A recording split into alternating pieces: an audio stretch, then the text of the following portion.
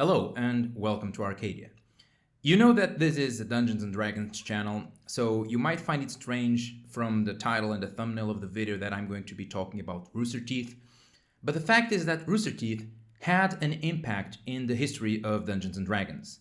And in face of the recent news that the company is shutting down after 21 years of entertainment, I find that it is my obligation in a way to honor that legacy and talk about my personal experience with it and the impact it had on Dungeons and Dragons. It was about 2015 maybe that I was drawing my second or third comic book in my series Jupiter, and I was going through the inking process, which is very time consuming, very lonely, but also a process that doesn't require you to be constantly thinking, to be using 100% of your brain.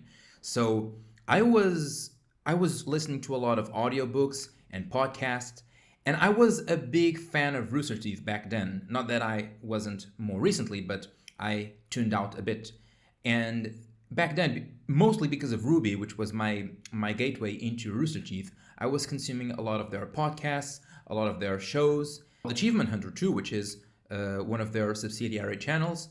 And it was around that time they premiered a show called Heroes and Halfwits, which was my first ever D&D actual play show. And it was revolutionary for me as a storyteller, watching 6 people plus a dungeon master having that much fun around a table, telling a story that was so interactive in the way that D&D can be. And so I went to investigate more about Dungeons and Dragons. That has led me to watch Matt Colville's videos on how to be a DM. And it was Matt Colville on his turn who directed me towards Critical Role. And after that, I just started playing. So even if indirectly, Rooster Teeth was the reason I started playing Dungeons and Dragons. It was even the reason why I got to know Dungeons and Dragons. And true, you could tell that I could have come across D&D one way or another, but maybe I wouldn't. Dungeons & Dragons has gained tremendous momentum due to Stranger Things and Critical Role, but those might not have clicked with me that much. When I saw the first season of Stranger Things, I liked it, but it wasn't groundbreaking.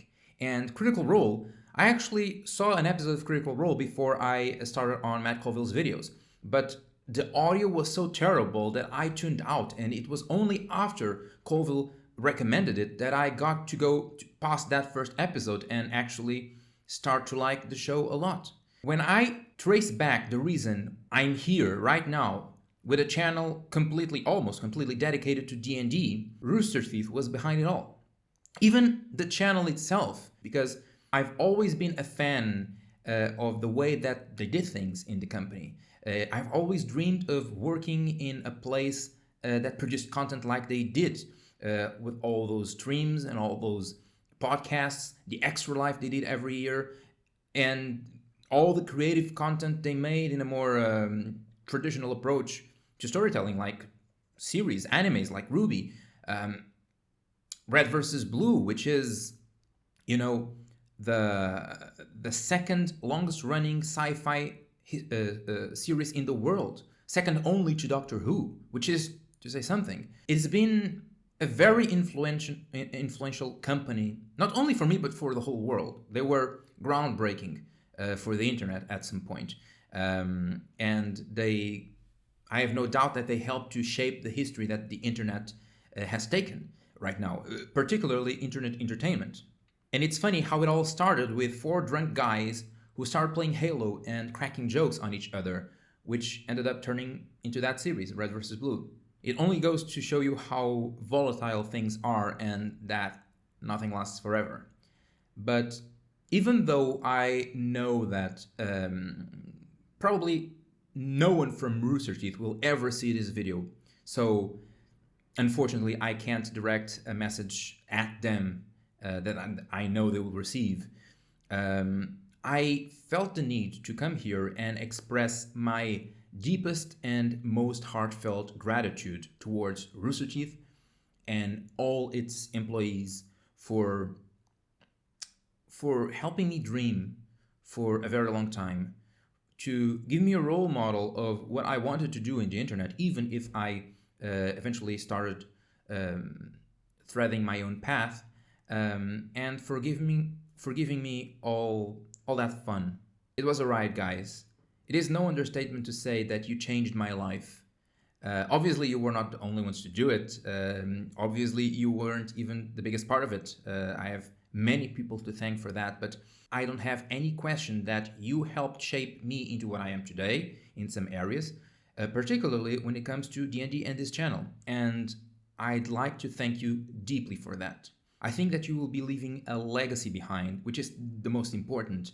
And all the employees at Rooster Teeth, which always struck me as being extremely professional, but also extremely talented and good-spirited, I am sure that they will land on their feet. They will find jobs in other places. And I just can't wait to see what's going to come out of them and what life has for them next. And it would be unfair for me to thank specific people because there are many people who worked on series that I liked and that inspired me that I don't know the names of because the technical sheets are too long. But I think it would be a mistake on my part not naming a specific few. Jeff, Gus, Matt, and Bernie for creating all of this. Monty Oum, Miles, and Carrie for being the minds behind Ruby, which was what not only got me into Rooster Teeth, but something that inspired me a lot over the years as well. And all the Achievement Hunter crew, but specifically Jeff again, and Michael for introducing me to D&D. But really, all of the company was such a huge landmark that will leave a gaping hole in the internet from now on. Everyone's sad, but at the same time, I think that we should look into the good things that came out of Rooster Teeth, and we should also face this shutdown in a spirit of celebration. To sum it up, I just really wanted to thank you from the bottom of my heart. Thank you for helping me make who I am today. It was a hell of a ride, and you got to inspire a million people, including this dungeon master writer wannabe in the other side of the ocean, thousands of miles across. So for that, thank you so much.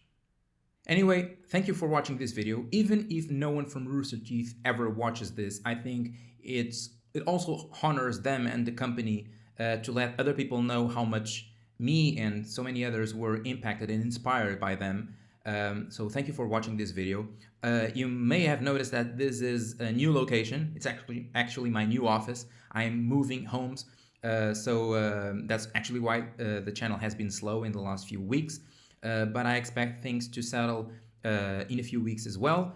And in the meanwhile, I'll keep producing content even if at a slower pace. Actually, if I might tease you a bit, there's a new video coming out really soon that kinda takes a different twist on the Roleplay Your Character Better series that seems to be one of the hits on this channel. Because there's a lot in D&D that you can improve by role-playing better your character, but on the Dungeon Master side, there's also a lot that you can bring into the game if you roleplay better your monsters. Keep tuned for that video when it comes out, and don't forget to drop a comment down below if you were also impacted by Rooster Teeth or you were also a fan of their work. I'd love to hear your story. Let me know down below how you're feeling and what are your best memories of Rooster Teeth. Thank you for watching. I'm the first Arcadian, and a few of you have caught up on the little joke that I like to do on the end of the videos where I insert a quote from a certain franchise. One day it might be from Star Wars, another one from Battlestar Galactica, some other time from Pokemon or Digimon.